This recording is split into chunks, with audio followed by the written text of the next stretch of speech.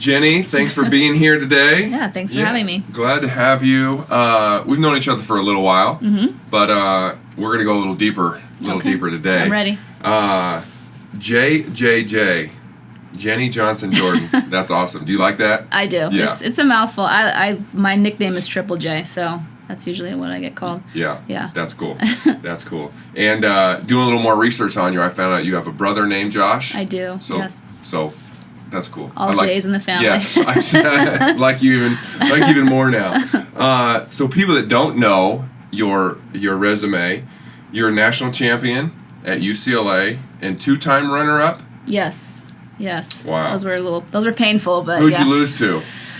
Stanford. Yeah. Both years. Both years. Yeah. Oh man. Yep.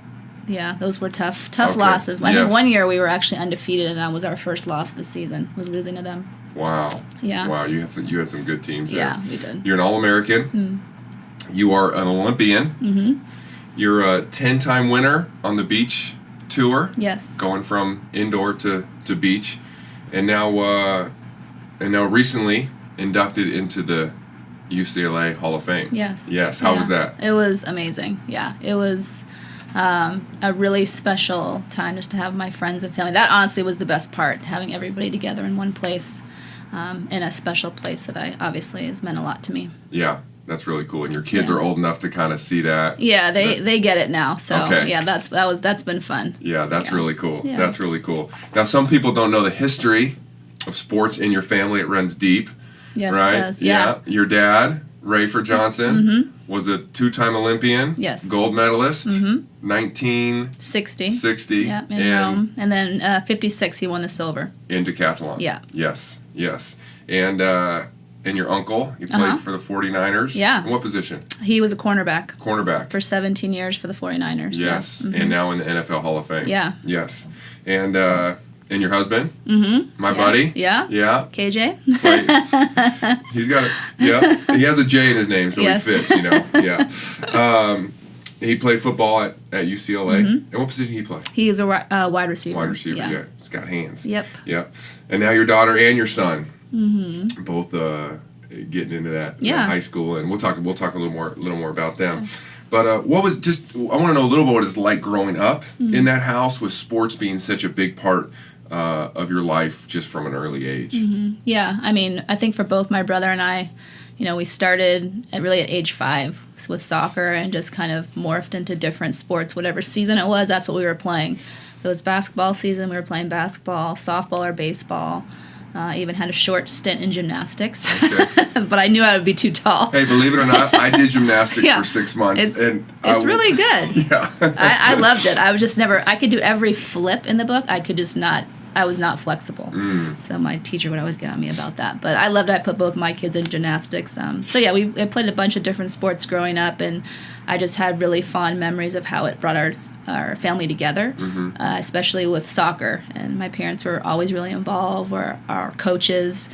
We were at the field from 8 a.m. to 4 p.m. helping set things up. And, it was always a time for family for us, for sports. That's cool. Yeah. That's cool.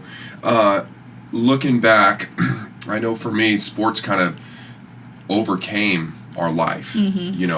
Obviously, you're an Olympian, and your brother throwing javelin, and you successful with volleyball.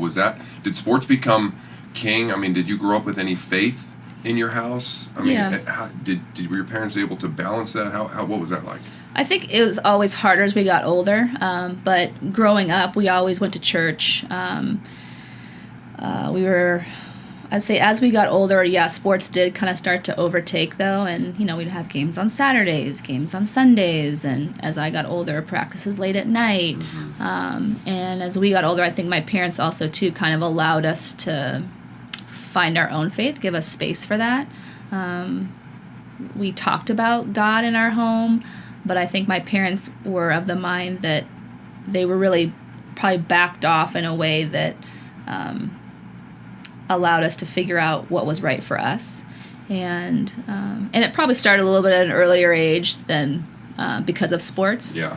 Than maybe like I would do with my family necessarily. But I always knew that there was a faith there, especially for my dad. And So, yeah, and it wasn't really until I got to college where I started to realize, okay, it's time for me to own my faith. Yeah. And find out what this means for me as a singular person and not in connection with my family. Yeah. Okay, so walk us through that a little bit. I mean, as you're kind of finding that, because I think that's so important. We grow up, I have a similar story, but we kind of grow up and we need to own that, and we need to identify that, our own personal relationship with Jesus. What are, just if you can remember, kind of what were some of those things that happened along the way? Was it someone, something? I mean, and you trying to really find a way to own your faith, and especially inside being a successful athlete. Yeah. I mean, I think for me, it was definitely not just one thing, but I think a lot of times in testimonies you'll hear like about some kind of a crisis maybe that happened. But for me, it was actually quite the opposite. I came to UCLA and things were really good. My things were great with my sport, my social life. I love my friends. I met my husband at UCLA, and school was going great.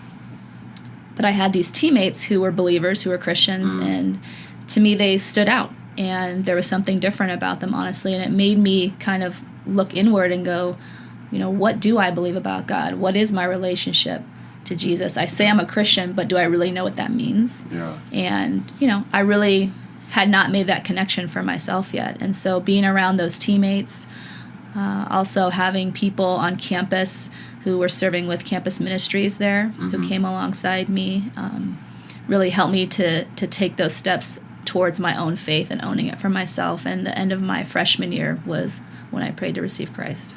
Very cool. So now these were older girls on your team? Yes, they were 2 or 3 years older, and I just remember them. They would go so hard in practice, and they would go on runs for fun. And I'm like, that does not sound like fun, but they just were really sold out, not only in their faith, but in their sport. I mean, they were the hardest workers by far, and they weren't necessarily the best players, but that stood out to me. That's cool. Yeah. And that's really, trying to own your faith in a sport where you're competitive, and obviously a collegiate level like that there can be a balance there. And sometimes I really think with our Playing for Eternity challenge, we need to find a way to connect those two things. And that's really cool to hear that the impact that someone could have, not the best player, that someone is having an impact on someone like you and able to own your faith, and then you go on to be successful and living out that faith through your professional career. I think that's really cool. Yeah. So with your own family now, like as you kind of look back on, you have a senior in high school. Junior. Right? She's a junior, yeah. Okay, she's a junior. Don't rush it. All right, you got a couple more years. Don't kick her out of the house too soon. And then you have a son, he's 8th grade. Yeah. Okay, so looking back on your family tradition of sports and kind of how you grew up in that, what are you kind of intentional about with your family and their faith and with obviously they're both athletes. How are you working all that together? It's hard because there are constantly things pulling for our kids' time. I mean, even more so than when I was growing up, really. You think about just the phone in and of itself and how that takes time away. But for us, we try to make church a priority. We, I think a big thing that I know was helpful for me as a college athlete was the environment that I was around and the support that I had. And so for us, it's really important to have them around other people who are like-minded with us. So the student athletes one for us is huge. So they're connected with a lot of the student athletes who are believers as well. And we know that they can have that influence on their lives. And it's not just us speaking into their lives. Yeah. We think that's so important. So having people around us who we trust to really pour into them too is big. So valuable. Yeah, so valuable. I think of the ministry at the church that I run, and we want to be that other voice for parents. Yeah. But when parents think that, hey, my kid goes to a Christian school or they have a Christian coach, like they don't have to do their part. We are just another voice, because I think especially as the kids get into junior high, high school, they are listening less to mom and dad. Oh, yeah. Yeah, and you need those other voices, and coaches are so powerful, or student, they're friends. I from day one, my kids are younger than yours, but praying for my kids' friends. Yeah. I think there's power in that and who they're going to be around. Yeah, it's such an important thing. And helping them to understand what to look for in a friend too. Thankfully my kids are extremely open with me and talk to me a lot, and I find a lot of teachable moments with them, whether they're having an issue with a friend or maybe they're caught in the middle of two friends. just those teachable moments have also been a great way to intertwine faith and what's really important too. Yeah. So very cool. Yeah. Now, I know to get where you're at, I know you've worked hard and you've had to, dedicate a lot of time and energy into all that. So through all that, obviously on the end of your career now, you have a different perspective than someone that's just coming in or in the middle of it. What's something you did? Because I just know you own your faith, and you really try to do that in parenting. I can only imagine you try to do that in your playing days. But what did you do to stay grounded and kind of focused on the Lord when you're traveling, when you're competing, when you're working out, and all these outside things are coming in? Yeah, I think the biggest thing that was beneficial to me, and not everyone's going to have this luxury, I get it, but my teammate was a believer, Annette Davis. And so playing with her in college and then through my professional career, we had each other to lean on. And, beach volleyball it's just you and your teammate. So, some people are of the mind that you don't have to get along to be successful. But for me, if I'm going to spend that much time with somebody and travel and put so much work into a relationship, the fact that we were on the same level in a lot of things, I think was super helpful to keep me grounded in my faith. But I also know, too, that, traveling a lot, I would spend time in the Word, definitely, and try to build myself up that way, because I could be gone 3-4 weeks at a time from home in any Christian community, and so that was a big deal for me too. And I think just the responsibility in knowing that I was representing Christ everywhere I went. So whether it was the referees, especially, I feel like that is one of the biggest testimonies, honestly, we can have as athletes. And I'm a very competitive player. I would get very fiery, but disrespecting refs and doing that just to me was never something I wanted to be about. And what I found actually was that refs respected me more. And if I did go to argue a call, and they knew that if I was arguing it, they knew I was probably right, and they just go, "Oh gosh, I know she's right." And I felt like I had a respect there that maybe some other players didn't have, and that was honestly just the Lord working in my life, because there are times of course I'd like to go off on a ref if they got the call wrong. Anyone who's ever played any sport, yeah, yes. I think everyone can relate to that. Yeah.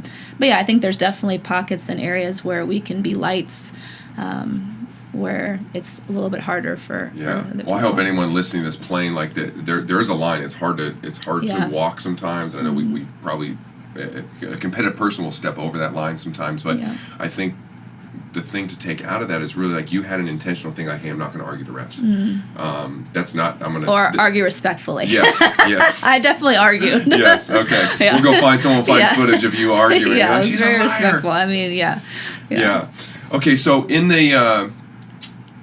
in your sport, so we're talking, mostly beach volleyball as a professional, but even, college, collegiate athlete, what'd you fight against most as far as following your faith in that world? I mean, what was surrounding you that hey, this is difficult. I got to be on my game. I'm guarding against that in your world of professional volleyball.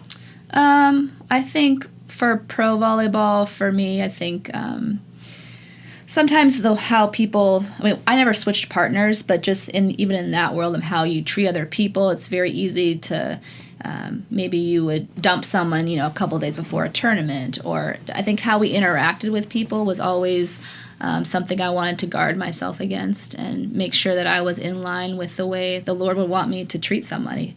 I think one that may not be as obvious may be just,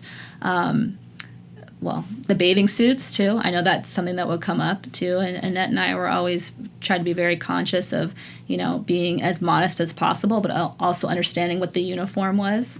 That was a big thing for us. And I think my struggles probably came more in the collegiate level as I was just learning to own my faith and what does it mean to have God in my sport, that they're not two separate things. Yes. Because for a long time that's how I saw it. And I was like, how can you be super competitive and fiery, which I was, and then also honor the Lord in what you're doing? And I learned very quickly that me and my fire and my desire to win and be the best I can be, it does honor the Lord, when I do it in the right way. And so for me, finding that balance was the biggest challenge at first in college, and then try to maintain that through my professional career. Yeah, very cool. That is so important. I mean, it takes time. You know, I mean, I think someone trying to own their faith and figuring out where that is. And again, Eternity Sports is set up to help people do that. We really want to give them ideas and practical ways that they can try to own their faith, because the culture is trying to say, hey, you leave your faith over there, and now you can come play your sport, pick that up when you're done. Yeah. But we don't want to see it, especially on the professional level. So it's really cool to hear how you especially, I know Annette, you guys just owning that through that. What a light you must have been in that world. That's really cool. And I see the challenges being even more pronounced now in the professional ranks, or even in college, like locker room, what they're listening to, and the pressure there to listen to certain kinds of music to get pumped up. And so there are things here and there where I feel like we can take stands as believers, which I know is not always comfortable or easy, but it's important, and people are going, I wonder why she takes that stand, and people ask questions and want to know more.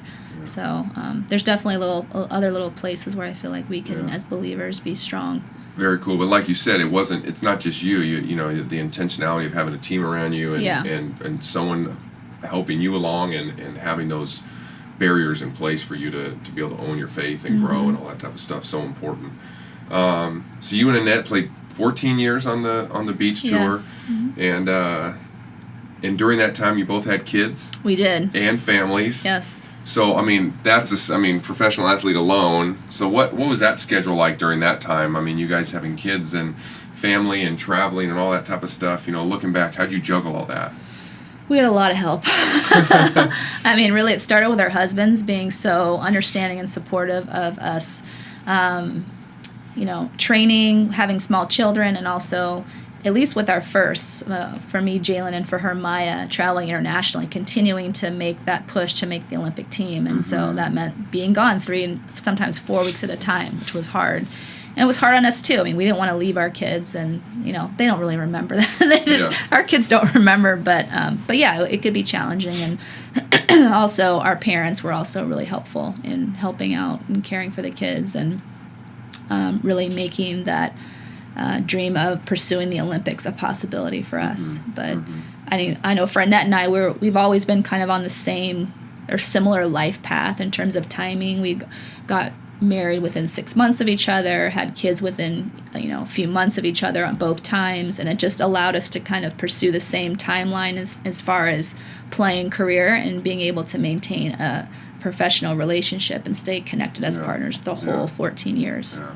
Looking from the outside in, I just see that as a blessing from God. You guys trying to do the right thing and those type of things lining up and having a partner, you guys together all that time. That's really cool. As you look back, I imagine you would feel the same way. Oh yeah, it was a total blessing. And I just remember there was a time where with our first kids, Annette was pregnant with Maya first, and so I had to think about who am I going to play with, because even though my desire was to have a child, that wasn't happening for me right away. And so I just remember thinking, oh my gosh, who am I going to play with? It was excruciating thinking about that. And I actually started training with somebody else in that preseason, and then Kevin and I found out we were pregnant. I was like, okay, great. I'm taking the year off, There you go. So yeah, it was an extreme blessing to be able to partner up with Annette in that way for so long. That's awesome, yeah. So I can only imagine that relationship probably had some up and downs. Being equally yoked probably helped in help it work for you guys.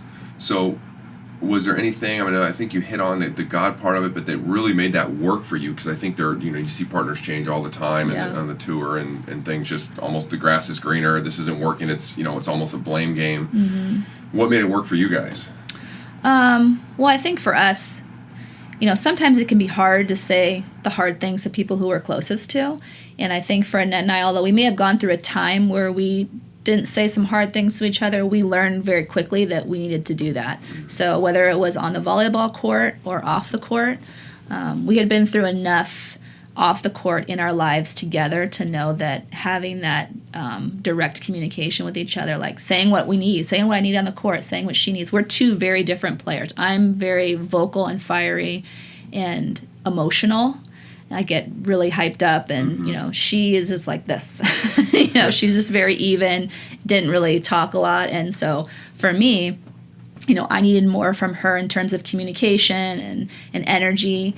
And I know she would feed off of my energy and sometimes maybe be a little too much. I have to tone it down a little bit. So I think in that way, just being able to understand what the other person needs in order to be the most effective on the court and off the court. I think that for us, being able to take our relationship with the Lord into our sport too. We prayed before we played in tournaments together.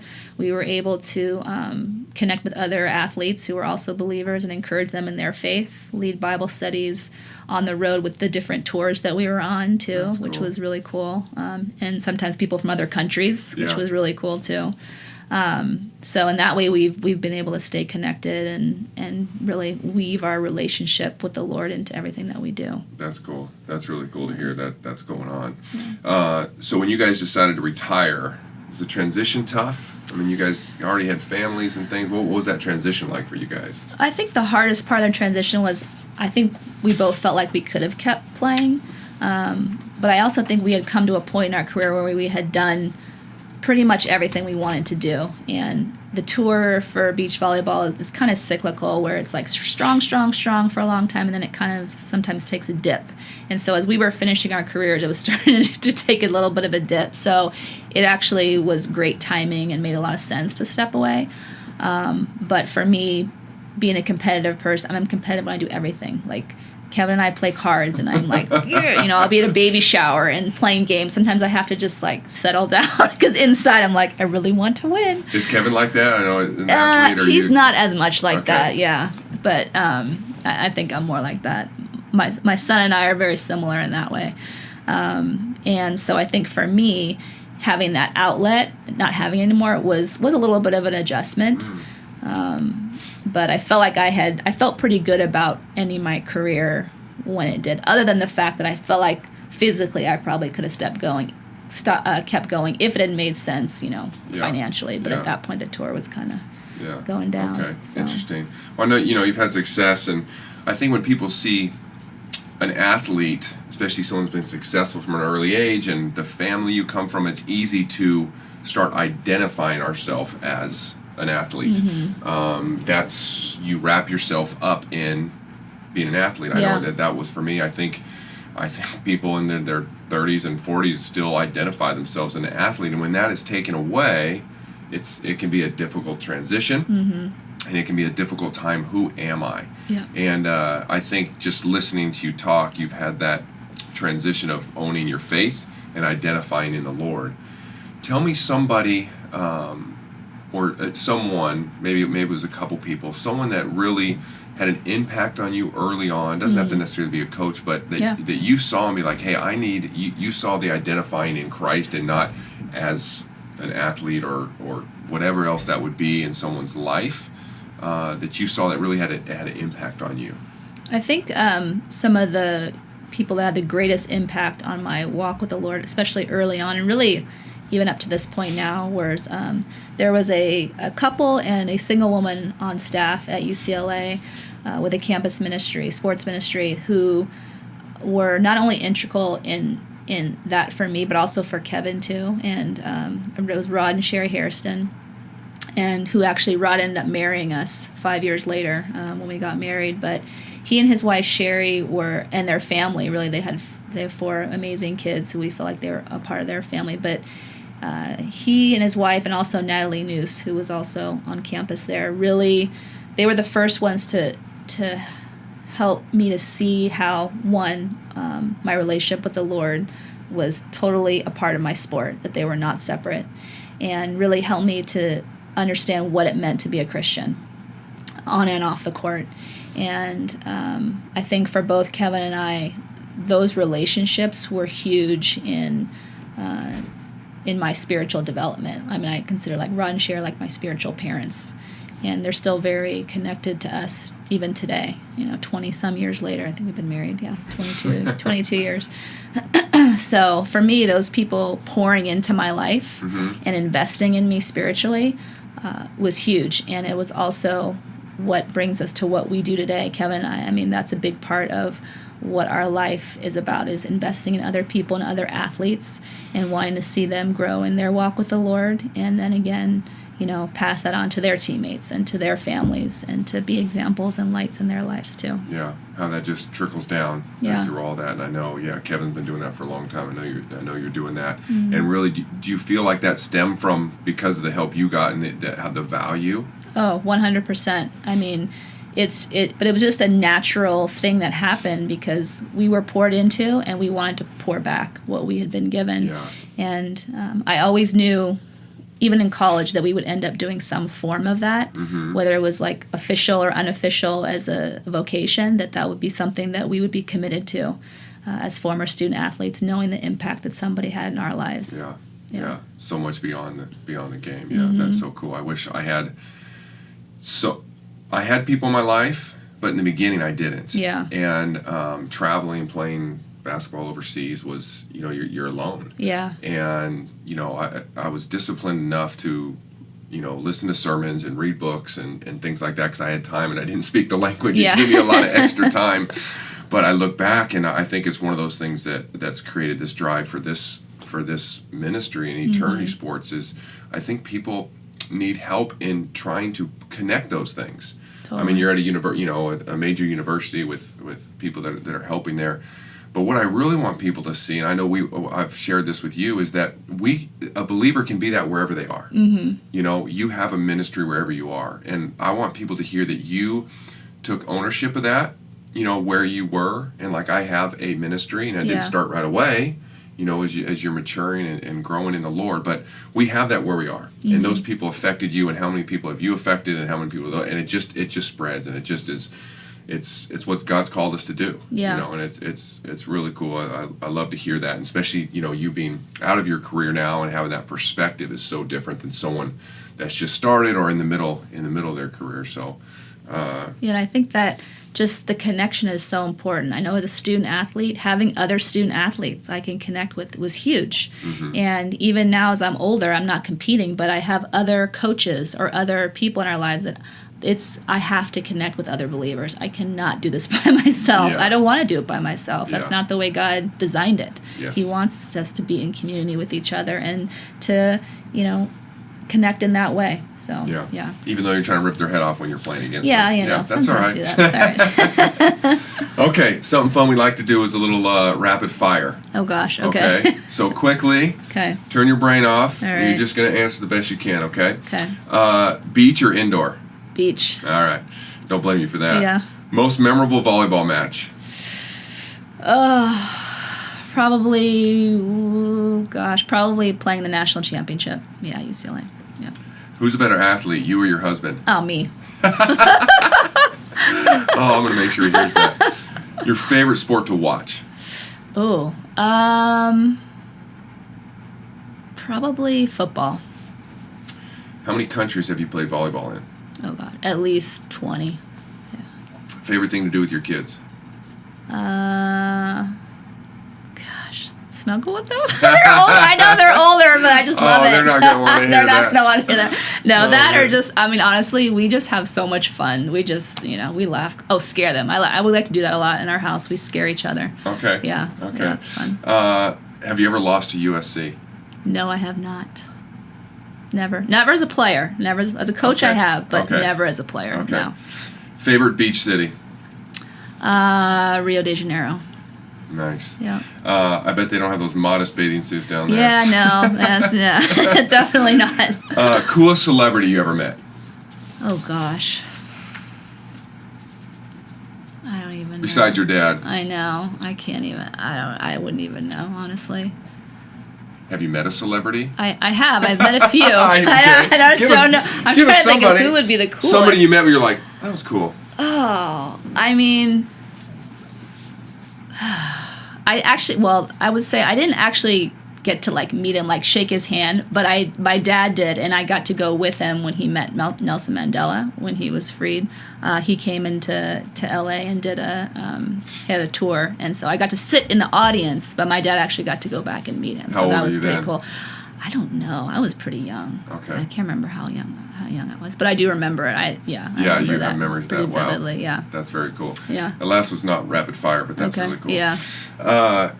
So you and Annette made the Olympics in 2000, and just a little bit, just what was that experience like? I mean, getting there, being there, representing your country. I mean, that's just such a cool thing. Yeah, I mean, a lot of people don't know, it's actually a 2-year qualifying process, and you talk about a test of will. I mean, it was a very competitive. We had lots of U.S. teams that were very competitive. Only 2 get to go from each country. And we had maybe 4 or 5 teams that could have gone, honestly. And so that 2-year process of playing tournaments overseas, tracking points, I mean, it definitely had its ups and downs, and it could be extremely stressful. But when we actually finally clinched it, I think we were in Marseille, France, and it's the windiest, I think it's called the windsurfing capital of the world, and we actually have beach tournaments there, so it's like 30-mile-an-hour winds, and you're just trying to serve the ball. You can barely get over the net on one side, and the other side you serve it and it goes sailing out, but somehow we pulled together a second-place finish there, and we were able to qualify for the Olympics at that tournament. And walking into the stadium, I know you hear a lot of Olympic athletes that don't go to opening ceremonies, but there was no way we were not going to opening ceremonies. Yeah. And so getting to walk in with all the U.S. athletes at that time, we walked in with a lot of the NBA players, so that was fun. And I knew a lot of the track athletes from UCLA. And so having that experience, and the first time we walked into the stadium at Bondi Beach was pretty cool too. I mean, 10,000 people. And my family had flown over. Kevin was there too. I had a couple friends as well. So it was a really, really cool experience. And this is before you had kids, right? This is before This is Sydney, kids. Right? Yeah. Okay. Yeah. Very cool. Okay, now I know you guys did well, but you finished outside the podium. Yeah, that was tough. How was that? I mean...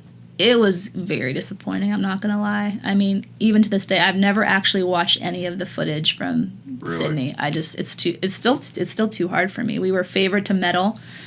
Some people had us favored to win gold. So to walk away with no medal, to me, was probably, honestly, one of the most disappointing things in my sports career. I was really looking forward. I was competing on Australian soil, which my dad had competed in 56. It just like all these pieces were coming together, and I just felt like the perfect end of the story. And when it didn't happen, I just remember coming out of the press conference and going up to my brother and just hugging him, just bawling, just crying. I was so disappointed. Yeah. So it's still hard, but I mean, my gosh, the journey that we took to get there and what I have learned in terms of life lessons and the experiences I had were amazing. But yeah, the actual match is still hard to swallow. You think you'll ever watch those? I don't know that I will, honestly.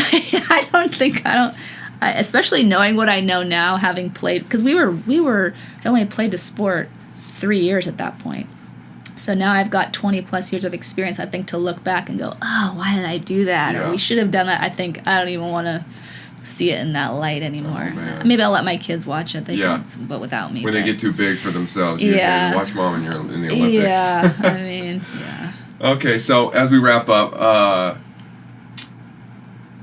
identifying sports and faith as we kind of talk about that, what would you leave somebody with? Whether it be someone getting into the coaching realm, trying to own their faith, or an athlete trying to have their faith, because I know you coach and you've kind of seen that whole spectrum of what it's like. What would you want to leave somebody with as far as spiritually trying to connect those two things? I would encourage them to know that they're not separate, that they are together, and there's so many amazing ways to weave our walk with the Lord with whatever it was we're doing, but especially with sports. And to encourage people to be strong too. There's so many moments where it can be easy to give in or to sacrifice what we believe even, or make concessions in certain areas. And it's hard to stand up. I totally get it, but it's totally worth it. And if you can find people, even if it's just one teammate or one other coach, just one other person to encourage you encourage each other, it makes a world of difference. And I've seen it in my own walk and my own path in sports, and I see it, and I encourage it with my student athletes now too. Like, just find one person and make the stand together. That's really cool. Yeah. Okay. So what we're doing this season with the show is we're asking all of our guests to nominate someone to be on the show. Oh, okay. Somebody that's a professional. And somebody that is just is doing that. They're owning their faith through their sport, and and being a light, being that what we just discussed here. And so who you want to nominate on the spot? We're not live, but we want to reach out to this person and try to have them. They don't have to be local. We want to really see how. We talked about how you've been influenced and you've been able to influence. Kind of as this spreads, it just kind of we want to see how the trail goes. Right. And how many people are being reached by just having a relationship with somebody. Mm-hmm. You're gonna have to edit this because I really have no idea. Oh gosh. Oh man. Yeah. It doesn't have to be volleyball. I know. I'm trying to think of I'm not good on the spot. Oh my. Anybody.